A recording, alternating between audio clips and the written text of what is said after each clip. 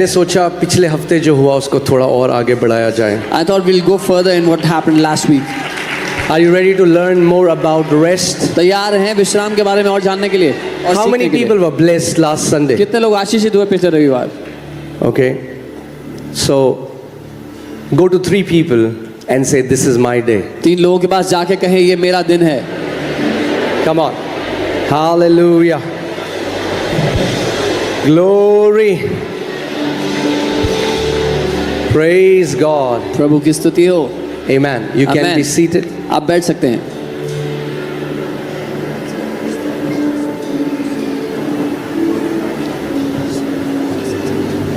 Okay.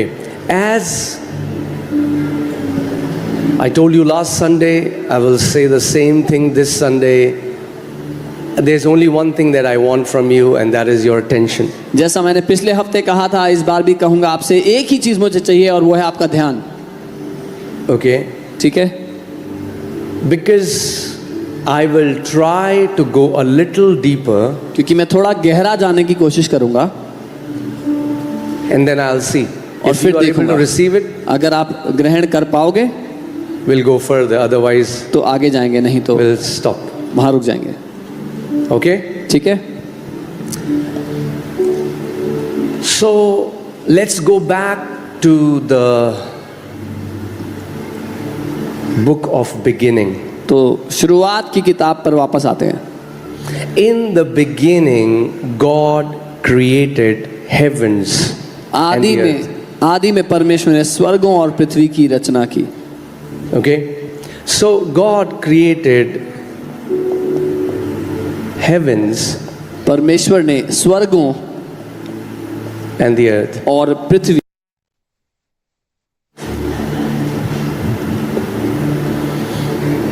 And then we know the earth was without form and void, and darkness was on the face of the deep. और फिर हम जानते हैं पृथ्वी बेडौल और सुनसान पड़ी थी और गहरे जल के ऊपर अंधियारा था. And the Spirit of God was hovering over the face of the waters. और परमेश्वर का आत्मा जल के ऊपर मंडराता था.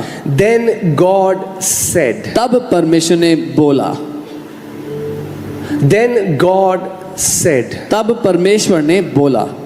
Now my question is, मेरा सवाल ये है which language did God speak? कि परमेश्वर ने कौन सी भाषा में बोला?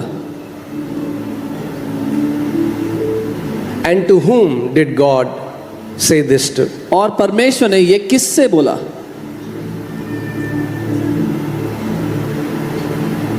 Because language is a way to transmit information. क्योंकि भाषा एक माध्यम है जानकारी को प्रदान करने का.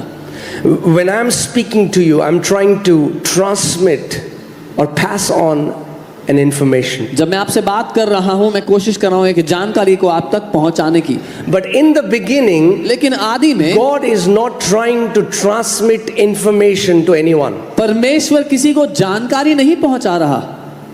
So why is he speaking? तो फिर वो बोल क्यों रहा है? Because when we speak, क्योंकि जब हम बोलते हैं, we're trying to share our heart, we're trying to share our thoughts. दिल बता रहे हैं किसी को, विचार बता रहे हैं किसी को. But God is speaking. लेकिन परमेश्वर बोल रहा है.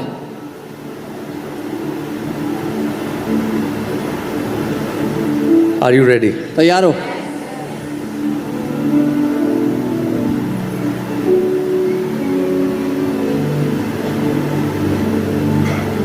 Jesus said in John 6:63 that the words that I speak to you, they are spirit and they are life. यूहन्ना 6:63 में यीशु ने कहा, जो वचन मैं तुमसे बोल रहा हूं वो जीवन और आत्मा दोनों हैं.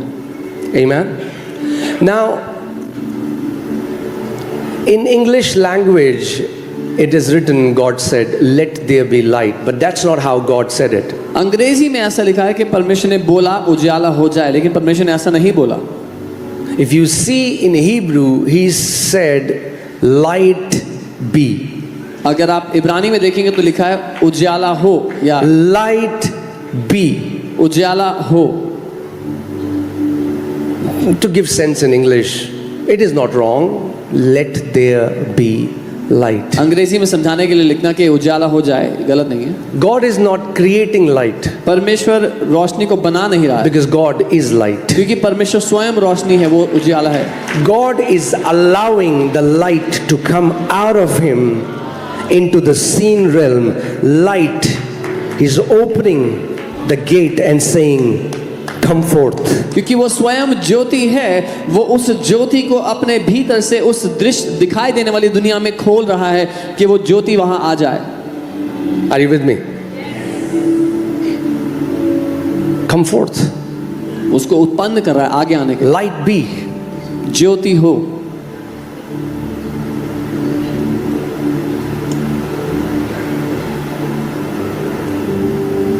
And I told you last Sunday how God worked for 6 days. और पिछले संडे बताया था कैसे परमेश्वर ने 6 दिन काम किया। God worked. परमेश्वर ने काम किया। In the beginning, first verse, he created heavens and the earth. आदि में उसने पहले ही वचन में लिखा है, उसने स्वर्गों और पृथ्वी को बना दिया। But then he uses his words to bring what was created in the unseen realm to the seen realm. लेकिन अब फिर वो अपने शब्दों का इस्तेमाल कर रहा है, जो अदृश्य दुनिया में बना दिया उसको दिखाई देने वाली दुनिया में लाने के लिए। Are you with me, church? मेरे साथ हो? Okay. And for 6 days he worked और 6 दिन तक उसने काम किया and created everything that he had to create. और वो सब कुछ बना डाला जो कुछ उसको बनाना था। And in the creation, और उस सृष्टि में he put the ability to reproduce itself. उसने ये क्षमता डाल दी कि वो अपने आप को बना सके या जन्म दे सके। So God isn't making oranges today, सो आज परमेश्वर संतरे नहीं बना रहा, nor is he making bananas or apples ना ही or केले या any सेब trees. या कोई भी पेड़। He created all these trees and herbs and vegetable ones, put seeds in them so that then through the seeds, the seed of the same kind can multiply. उसने वो सारे पेड़ पौधे बना दिए और उनमें बीज डाल दिया ताकि ये पेड़ पौधे अपने आप को उत्पन्न करते चले जाएं। Are you guys with me? मेरे साथ हो, So that you understand. ताकि आप समझो।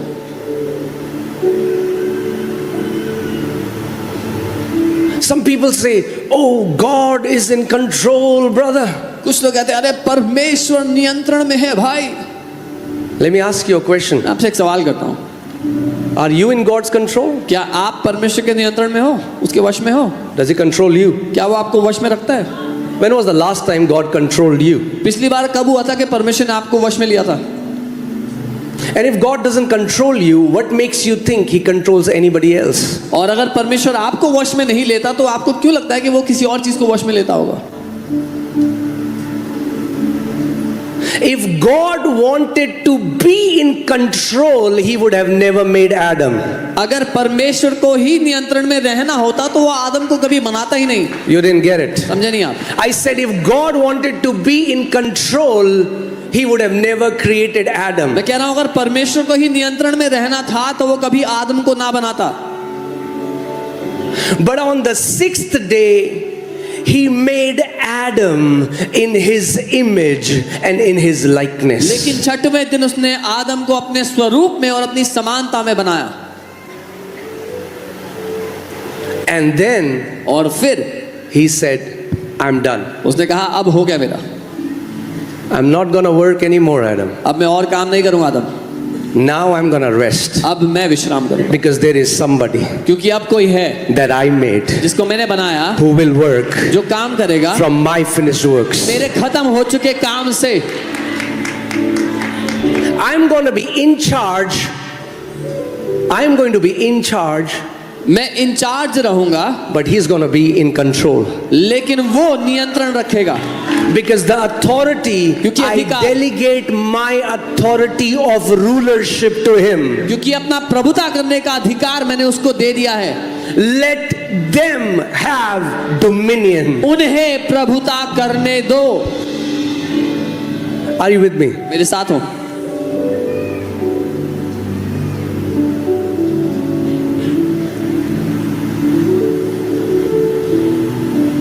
That's why God didn't make robots. परमेश्वर ने रोबोट नहीं बनाए. Some people think everything that is happening, we are like puppets in his hand. कुछ लोगों को लगता है हम उसके हाथ की कठपुतली हैं, जो हो रहा है यहाँ पे. No. नहीं. The highest ethics of love is free choice. प्रेम का सबसे बड़ा मूल्य है आजादी का चुनाव, खुद से चुनने की क्षमता देना.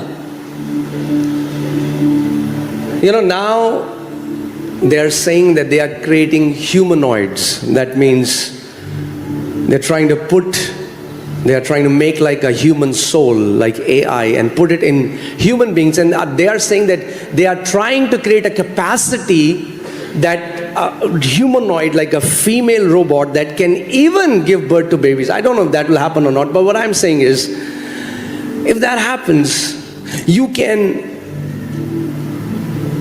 program a robot to become the best wife, but still you will never feel loved. अब वो बना रहे हैं ह्यूमनॉइड्स को, जहां पर वो एक स्त्री की तरह ह्यूमनॉइड बनाएंगे जो जन्म भी दे पाएगी. लेकिन मैं कह रहा हूं, अगर आप सबसे बेस्ट सॉफ्टवेयर बना दो, उसको सबसे अच्छी पत्री बना दो, तो भी आपको प्रेम महसूस नहीं होगा उससे. She can say I love you 10,000 times and you will not feel loved, because you know that is not coming from a free choice. वो 10,000 बार भी बोल देगी कि वो आपसे प्यार करती है, तो भी आपको प्यार महसूस नहीं होगा, क्योंकि आपको पता है कि वो अपनी आजादी से नहीं बोल रही. God doesn't want you to just love him, he wants you to love him with your free choice. परमेश्वर सिर्फ ये नहीं चाहता कि आप उससे प्यार करो, वो चाहता है आप अपनी मर्जी से, अपनी इच्छा से उससे प्यार करो. Are you with me? So God will never ever take away free will of man, because if he does, then he violates the ethics of love. तो परमेश्वर कभी भी मनुष्य से ये इच्छा शक्ति नहीं छीनेगा, क्योंकि अगर वो ऐसा करता है तो वो प्रेम के मूल्य का उल्लंघन करता है. Because hear this, सुनिए, a gift demanded is a gift defiled. क्योंकि एक गिफ्ट अगर मांग के लिया जाए तो वो गिफ्ट बेकार है, वो भ्रष्ट है.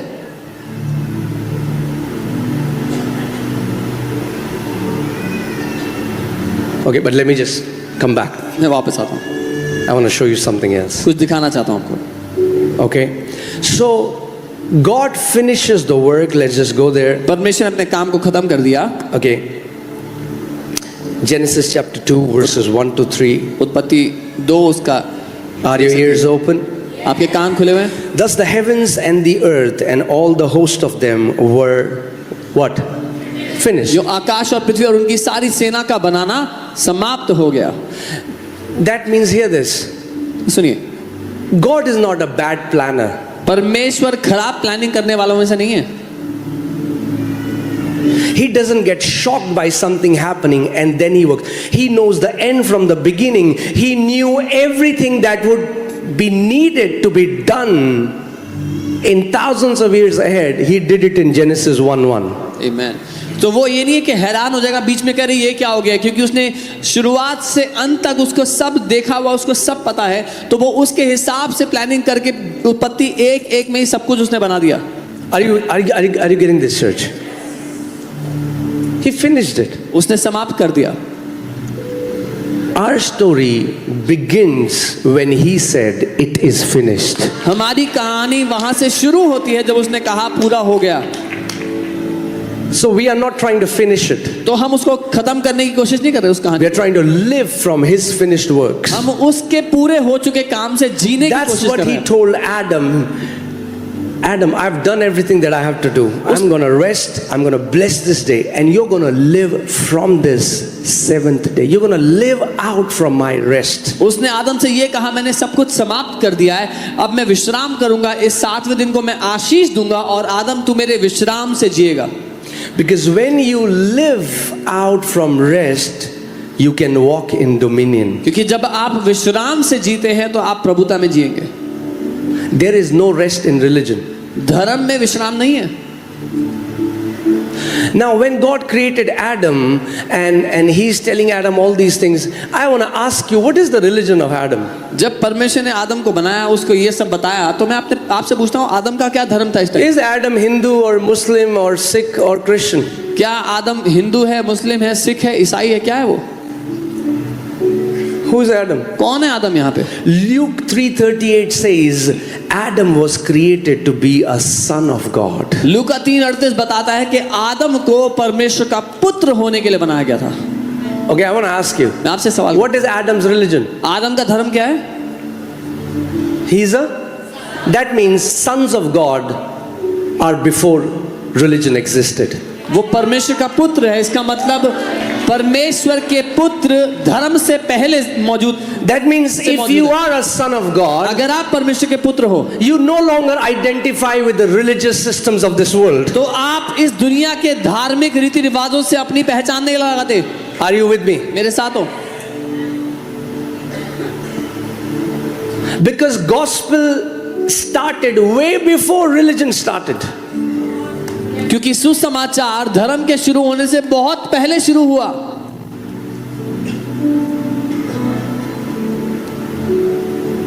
Hallelujah.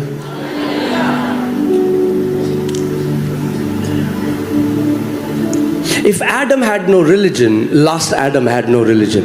अगर आदम का कोई धर्म नहीं था तो आखिरी आदम का भी कोई धर्म नहीं था। Last Adam also came as a son of God, and as many as believed in his name, to them he gave the power to become the sons of God, who are not born of flesh, who are not born of blood, but who are born of God. वो आखिरी आदम का कोई धर्म नहीं था, वो पुत्र होकर उत्पन्न हुआ, और जो कोई उस पर विश्वास करता है उसने उसको पुत्र होने का अधिकार दिया है, जो लहू और मांस से नहीं लेकिन परमेश्वर से उत्पन्न हुए हैं।